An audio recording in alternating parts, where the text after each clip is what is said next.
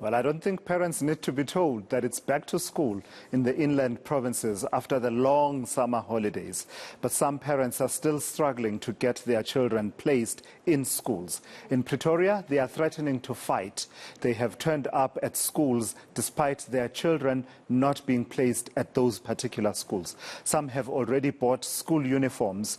Let's catch up with eNCA's Nqobile Madlala, who is tracking that situation. So, Nqobile, it all centers around this online placement system that the Gauteng Department of Education has been implementing over the last few years. It's innovation, it's technology, placing technology at the center of some of these processes, but many of those parents, they're not happy at all with how it's actually playing out on the ground.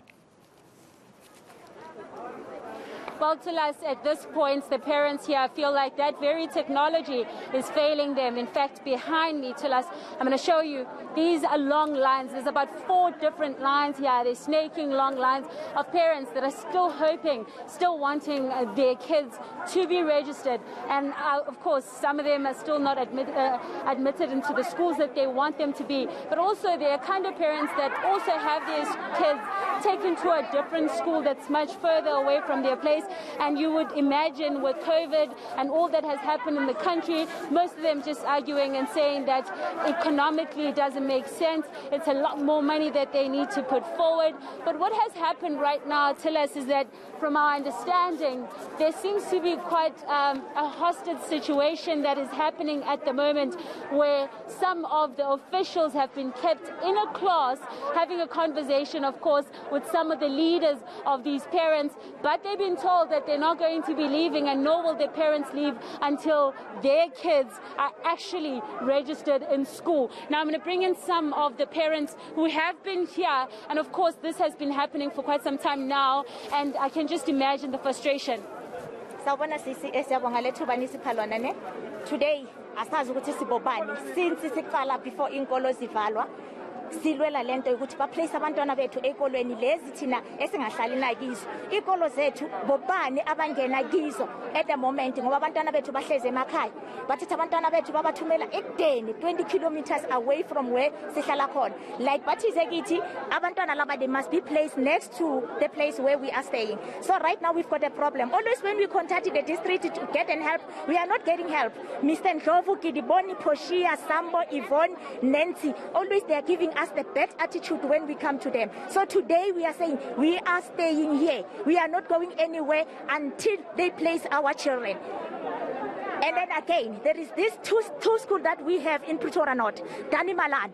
They don't want our children there. They always want Africans children there. So we want English classes. Pretoria North, Warfall. We want English classes. It's not only white people who are staying in that place. Even us black people, we are staying there. So our children, they've got right to study on that school. All right. Ma'am, I'm going to ask you to just your voice a bit. But what are you saying to me? Are you saying that you're not leaving here? We are not living here. We are not living here without our children if they've been placed in this school. In our school that we have applied for.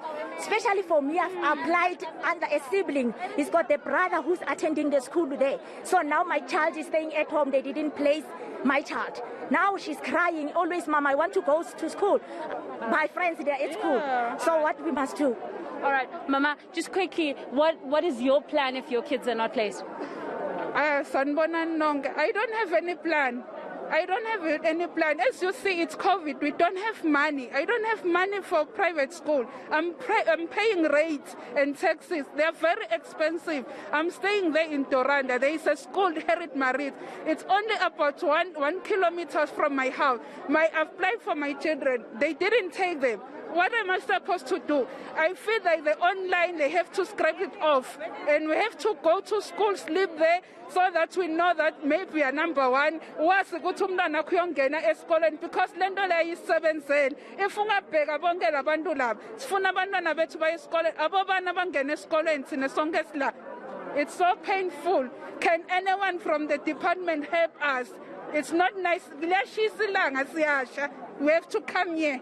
All right. Well, there you have it, Tulas. Frustrated parents. They're saying they're out here in the sun. It's very hard. They're very frustrated. They want their kids to be in school. They're adamant that they're not leaving here and that the system does not work for them, even going as far as saying it needs to be scrapped because it's just not working. And some of them have had their children placed, but just placed further away from where they are. Some of them haven't even had their children placed to start off with. But we do know at this point that there is a collection of kids' names that is being written down currently, their names, their surnames, all their details, their particulars, and they are trying to get the officials that, of course, are in that class at the moment with the guys that are negotiating to take that and be used and ensure that everyone is placed by the end of day today.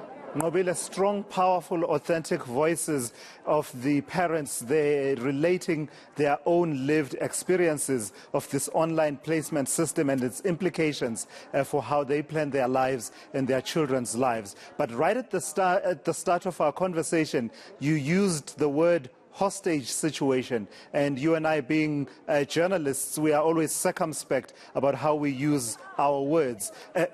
Take me back to that particular part of the story. Hostage situation, are you able to tell us a bit more, and if possible, to sort of point us to, where exactly is this playing out, and are those teachers really being prevented from leaving that classroom at this hour?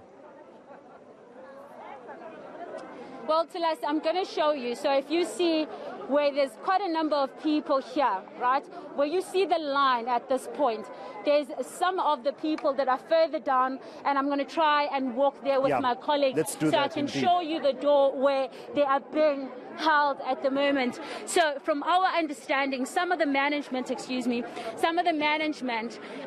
this district have been held in the store in conversation with some of the negotiators, with some of the negotiators that are inside here till us. You will note that there's some people on the door. You can't just enter by yourself. You can't just enter anyhow. And the people are inside. They're negotiating with some of the management.